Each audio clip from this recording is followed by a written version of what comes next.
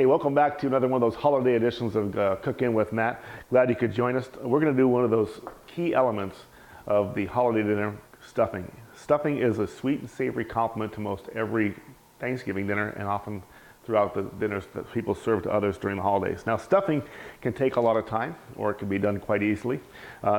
Gluten or not gluten, that's also a choice you have to make. If you choose to do a non-gluten stuffing, you're probably going to have to do what we're doing today, which is find a great non-gluten bread to base your stuffing upon. If you don't care, there's lots of stuffing mixes and croutons available at a grocery store to pick up. But since I'm making my own croutons, and this is the first piece of it, I'm going to show you how to cut these. I'm going to add into my stuffing some char-grilled onions that I've grilled with butter, olive oil, salt and pepper, some delicious Gala apples, some corn tortilla chips. You can use your old crackers. You could use anything you really want to, but I'm doing gluten-free. I want to add a little crunch to the texture. I'm going to crumble these up, and they're going to really add a little bit of intensity to the flavor. These are dried cranberries, walnuts, eggs. These are going to be used as a binder so that I can put all that stuff together and it will stick together. Celery, and I use mushroom chunks. Couple things, but you may wonder what this is right here. This is actually the stems of the mushrooms that I cleaned off, and I'm going to reduce into the saute. I have to saute my mushrooms, my celery, and my onions all together. I'm going to start by reducing those a little bit. But let's get to the bread. We're going to make our croutons, and then we're going to throw them into the oven, and then we'll get back to start the saute of the veggies and the ingredients inside. Got a big loaf here. Just kind of keep it like it is. This is a great looking, heavily seeded, and I like the nuts on this, by the way, gluten-free bread. This could be toasted as it is with butter. It's delicious. You wouldn't even know. If I didn't tell you this was gluten-free, you wouldn't be able to tell. So let's start by cutting it right in half. That way. And then I think I'm going to do one more time, half again this way. Be a little tricky. But now I've got something to work with. See how I got that? And now that's going to be just about the perfect crouton size when I cut these into pieces. So you line them up again, and of course it does not have to be exact. Random is fine. We're going to toast these, get them nice and crunchy. If they get a little burnt, that's actually okay. It'll add a little flavor to it. Don't forget we're adding lots of liquid and some egg. It's going to take care of everything. Just take a look, make sure your little pieces on the end that maybe escaped are all good to go. And all these pieces are turning out, as you can see, just about the same uniform size like we want. I'm going to throw those into a bowl here.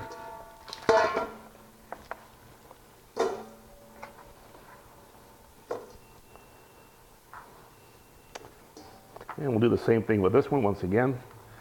Go back through it, down the length of it. Lay it down on the side again.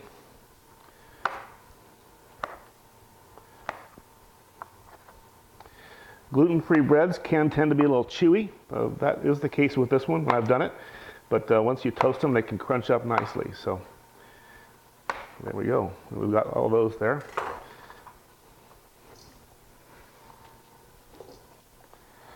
Now, as you may have noticed, this has all kinds of sunflower seeds on top that have been roasted already. I'm not going to waste those. Some of those fell off when I cut the bread. And I'm going to do one more. I'll do those. We'll put them in the oven in just a second. My wife was quick to point out something pretty important about stuffing. This is a lot of work getting ready for Thanksgiving, and stuffing is one of those things that tastes better with time, much like a marinara sauce. So I would suggest make your stuffing the week before. Put it in the refrigerator. It's going to be plenty fine. You're going to heat it. You're going to cook it. And let it cool off, put it in the refrigerator. If you have a friend who has a big refrigerator, that's fine too. Bring it back out, and then we're going to put it back in the oven again. All those flavors are going to come together and just be turbocharged by the time you cook the meal the second time. So that's why we call that double baked. But let's just put a little bit of butter, just a teeny bit. Melted butter, probably about, this is 2 loaves of bread. There's probably about half a cup of butter there. Just enough to kind of get a little bit moisture on there. Just a little. And I'm going to do a little bit of olive oil too. And this is going to help these crisp up when they get in the heat. Just again, let's just show you there. Probably about a 1/4 cup. Just a little bit. Just a little.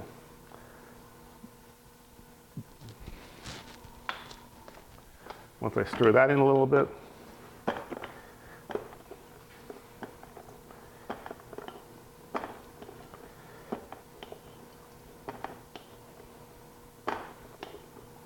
Now I've got some moisture. I'll put a little bit of that same seasonings I used on my turkey. A little sage. Don't be afraid of it. A little bit of thyme. And a little celery salt.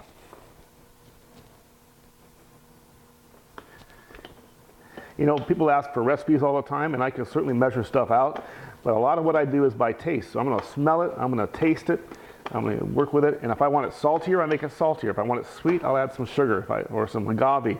If I want it hot and spicy, I'll make, you know, black pepper and red pepper. So, you know, I'm hoping to help kind of inspire you to get creative in your own kitchen and do something that you like. I mean, if you could smell this right now, actually my turkey in the oven and this, it already smells like Thanksgiving around here. So I've got those lightly seasoned, lightly oiled. Now I'm just going to put them on a sheet pan. And we can even come back and toss them around later once we get them toasty. Like I said, I want them to get crunchy because I'm going to add a lot more liquid to this. With all that turkey, I'm making some sauteed vegetables with some turkey base or chicken base to put in this and make it kind of gooey and soft. And then you're going to cook it again. So there we go. Let's just spread them out, kind of get them even.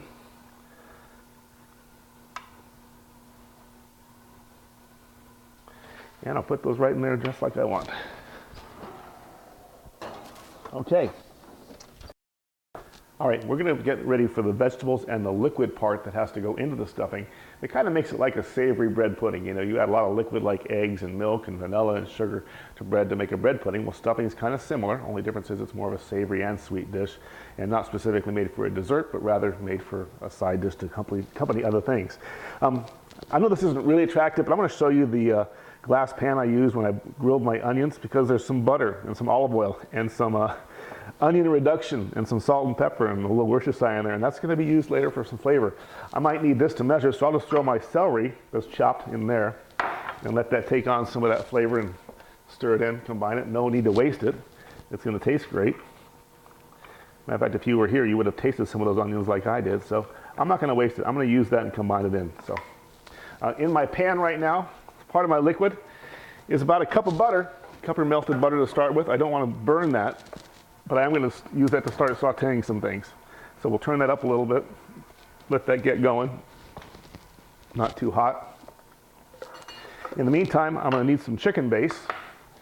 If I had turkey base, that'd be fine. You can do vegetable base if you prefer. If you're a vegan, you can certainly do a vegan-based stuffings, and that'd be delicious too. But I'm going to use about a tablespoon of this particular chicken base, which I like a lot. Put that in there. And I'm going to use some liquid, some Marcella wine and Worcestershire, which I'll need that later on. And I'm doing about a half a cup. And just a couple dashes of Worcestershire. Worcestershire is that flavor enhancer. Whatever you do, it makes it taste better. So I'm going to use that. Put that in the microwave a minute. Let that kind of heat up and dissolve. Not too long. In the meantime, it's time to throw some vegetables in there. And I'm going to start with my little mushroom choppings. Throw those in there. This won't take long. And my celery. Like I said, I'm going to use this stuff. Turn that off. That's probably hot enough. It doesn't take long in a microwave to get that warm enough to dissolve. All right. I'm going to start to saute those a little bit. So get them in there. I don't want to overcook these because I want to still have some celery crunch. I'm just trying to get a little bit of flavor in there going. Keep that going for a second.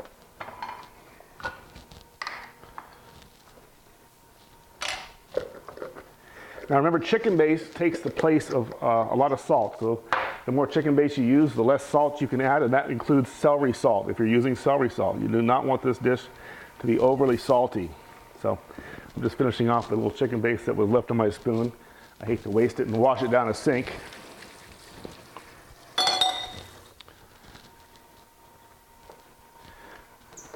Well, that's going. You have these dried herbs and seasonings. I'm going to add a little celery salt. We'll talk about probably a teaspoon, maybe 2. Like I said, I don't want to be too salty. Be careful.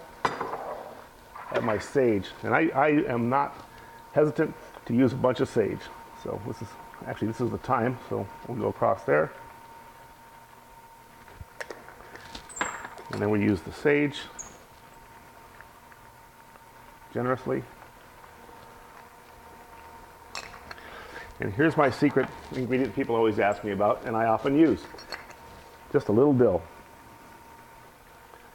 It kind of complements the other herbs nicely. And then I like black pepper.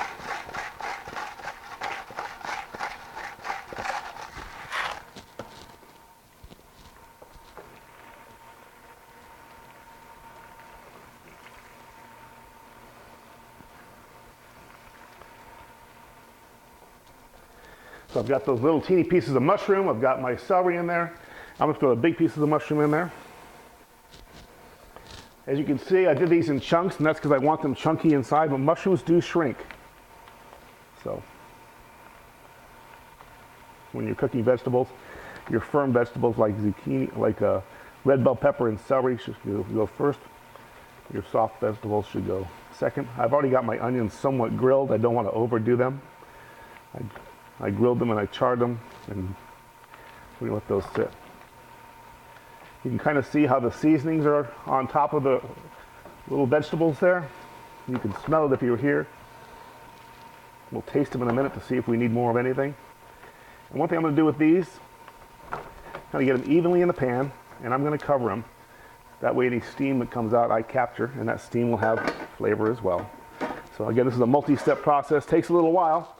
All right, I want you to come over here and take a look at this. As I said, it's nice and hot. I think it's about done as far as how I want it, but I need to test the flavor. See the water coming off of there? That's just steam and juice from those little veggies there. And you can see my mushrooms have already started to come down quite a bit in size. They will do that more as I bake them, but I'm going to use them chunky for now. Now I also need to grab a spoon just to kind of taste one and see how my broth and things are flavored, how the flavor is, because that will determine whether I need to add more of something or not.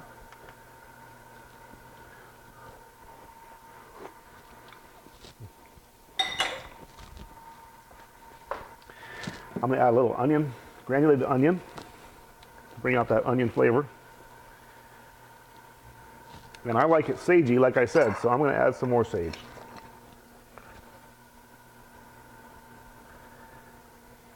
Okay. And while it's warm, I can take my grilled onions, add those in there. I'm not going to cook those because I'm going to bake them. They've already been cooked once, and I don't want to get them too soggy.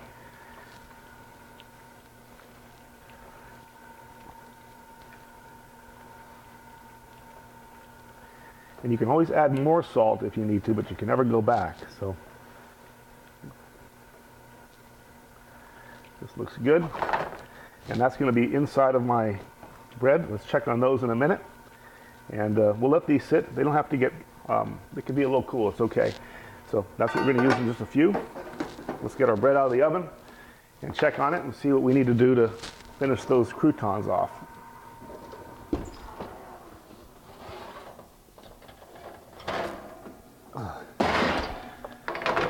Nice. As you can tell, we're getting some brown, some toasting on there. That's what we're looking for. I'm going to stir it up just a touch. That's still soft.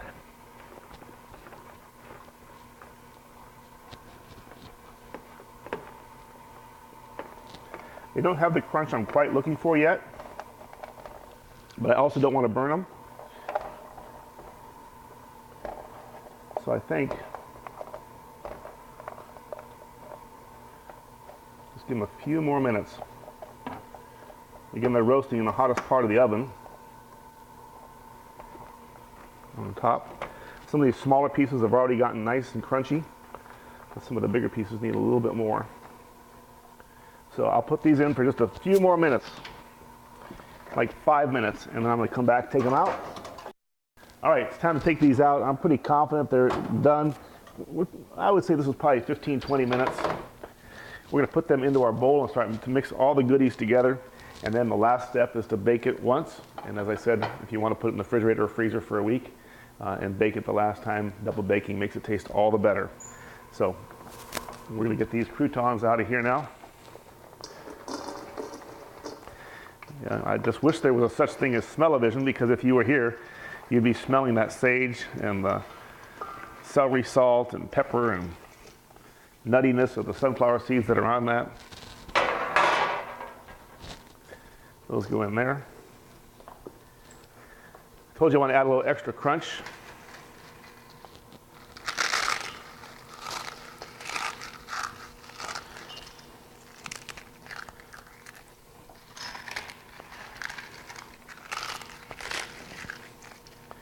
Corn tortilla chips are just kind of nice flavor and texture to them. Crackers are good. I'm trying to do gluten-free, so we're staying with the corn. I've got my diced apples, dried cranberries, aka craisins, sweet and tangy, chopped walnuts, rich. I'll kind of mix those in a little bit, just kind of get some color to it, kind of get an idea how it's all going to turn out. Those chips will crunch up and get even smaller, so the nuts. I may need to take some of this out and put it in a separate pan just to make sure I have enough room for mixing.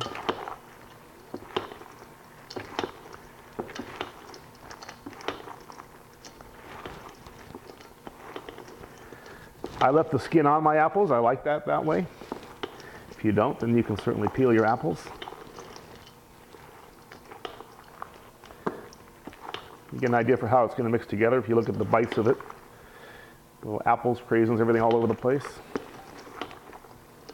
And I am going to do a little bit of that just to make sure I have enough room.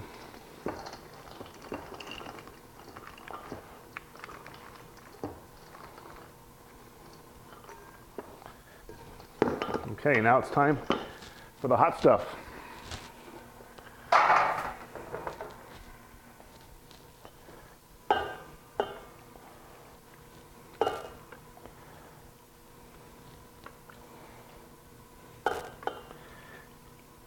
Stir these together. The bread's going to shrink a little bit in this. Going to absorb some of that liquid.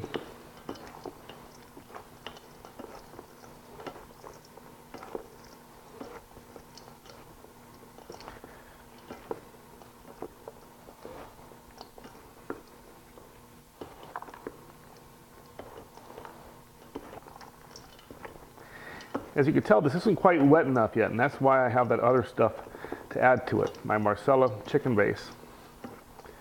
You can see how it's shrinking down a little bit as some of the breadcrumbs break and get smaller and absorb it.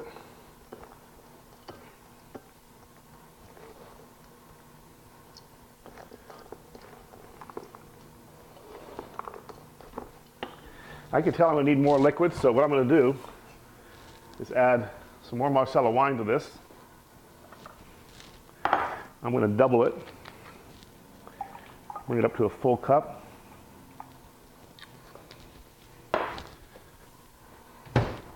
Match that with a dash of my Worcestershire.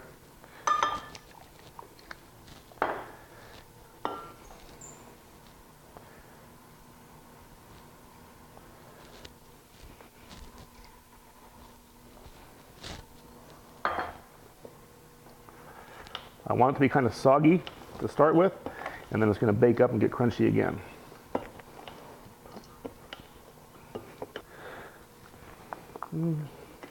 Take another taste, see if we're missing anything.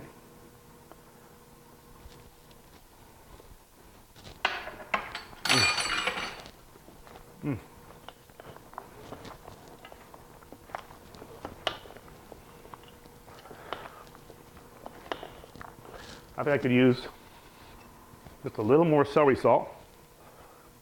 That gluten-free bread tastes a little sweeter than the regular breads you might use. A little more onion powder, or granulated onion. And yes, I'll use some more sage.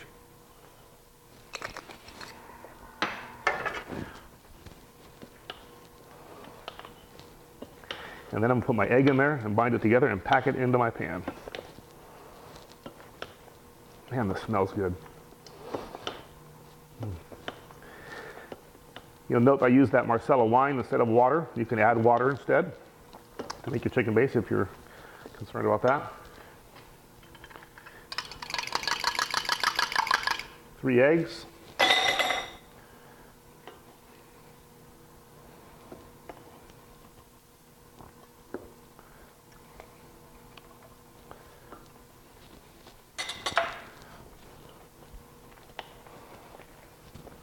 They actually add a little flavor too, which I like. What's better than buttered toast and egg yolk, right? Now you can see I'm getting it much more moist.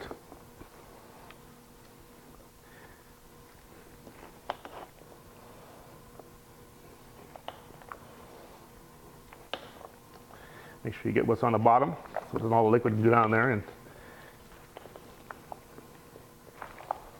wow.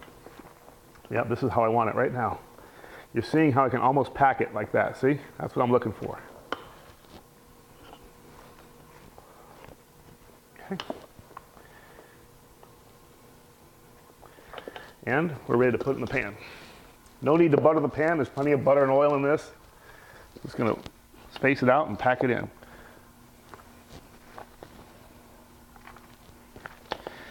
You could take this and put it with the turkey. A lot of people do that.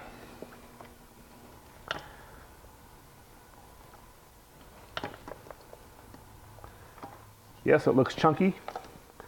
We're going to pack it down, and then when we get close to the end of the baking process, we're going to chop up the top a little bit and turn the oven on with a little bit of broil to toast the top and make that crunchy again. So we'll actually kind of make it twice to make that top crunchy.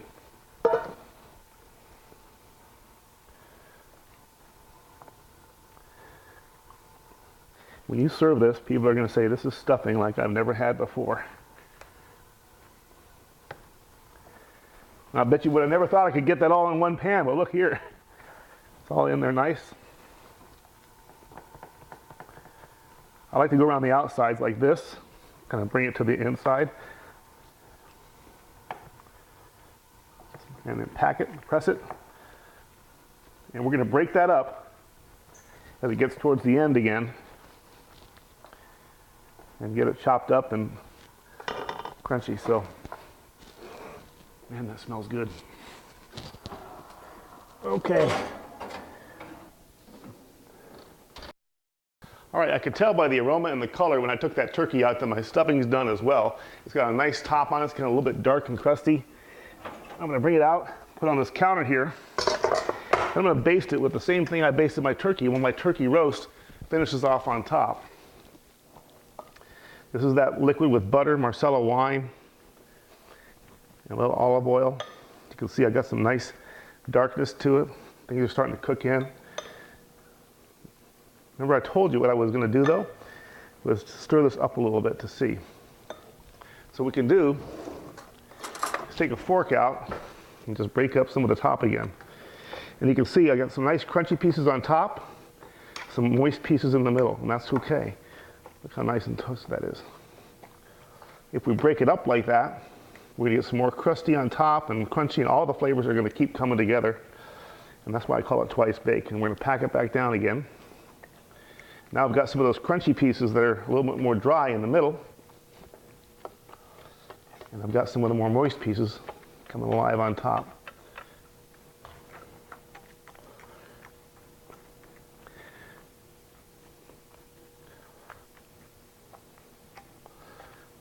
Again, making this better, we'll add some more of the drippings from the turkey in here too.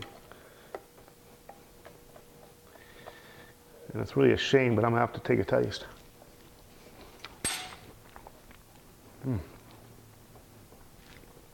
It's really good. Gives a little pack again.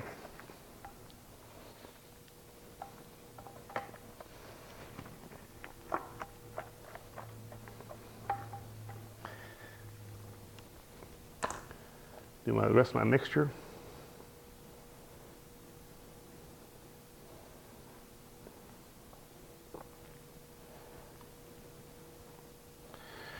It should go back in the oven for another 10 minutes and we'll be done. As you can tell, we got great color. It's got nice moisture, got some crunch across the top. It's got sweet from the apples, crunchy with walnuts, a little of those corn tortillas. Got the sauteed onion, the mushroom, the celery. I'm gonna give it a taste. It smells wonderful. This is a little bit sweeter probably than most people serve a stuffing, but don't forget you've got salty gravy, salty turkey, all kinds of other things to go with it. I wouldn't mind double baking this again. As a matter of fact, this would be great to throw back in the refrigerator or freezer and bring it right back out and heat it up the same way. So.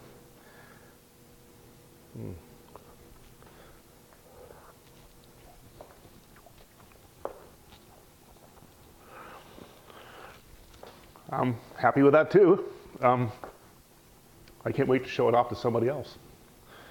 Thanks for watching Cooking with Matt.